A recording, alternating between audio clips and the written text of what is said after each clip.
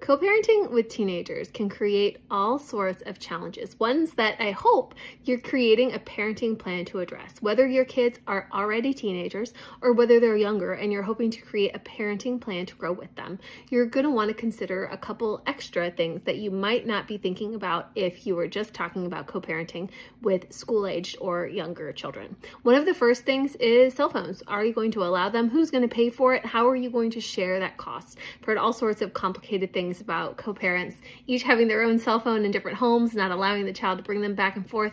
That's not a dynamic that, if you can avoid it, you want to promote, so come up with a way to deal with it. Another situation is car insurance. How are we going to handle that? Usually one parent is going to cover it under their insurance policy, but you could still share the cost. You could also share, if it comes down to it, and it probably will because, kids, how you're going to share the cost of tickets, court costs, attorneys, if it comes to that, increases in insurance premiums, and any deductibles that might come up from an accident. You're probably also going to want to talk about some of those extra costs, whether we're talking about SAT fees, prom tickets, prom dresses, tux rentals, all of those yearbooks, all those class rings, things that can come up. How are you going to share those costs? Put that into your parenting plan. Another thing is graduation tickets. A lot of times the schools don't have a ton of graduation tickets to give per kid. Are you going to split them according to a certain metric, like half and half for mom's side, half for dad's side? Or are you going to rank family members in terms of importance and figure it out later? Where do we rank, for example, the difference in importance between a grandparent versus a new step parent, step siblings, half siblings?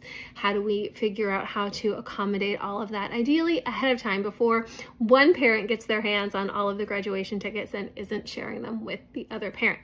Another thing you might want to consider is photo ops and special events. What happens if maybe you're the primary parent, but then somehow you don't have the kids on prom day, but you want to make sure that you have the opportunity to take pictures. So you want to make sure that you're sharing that kind of information and that you have kind of a back and forth sort of relationship about how to handle parenting time for those special events, maybe even enumerate them. If you can put these in your parenting plan, you're going to be ahead of the game and better off than most, because co-parenting is crazy. But the better you can do, the more of a foundation that you can build, that you can grow on, the better off you and your kids will ultimately be.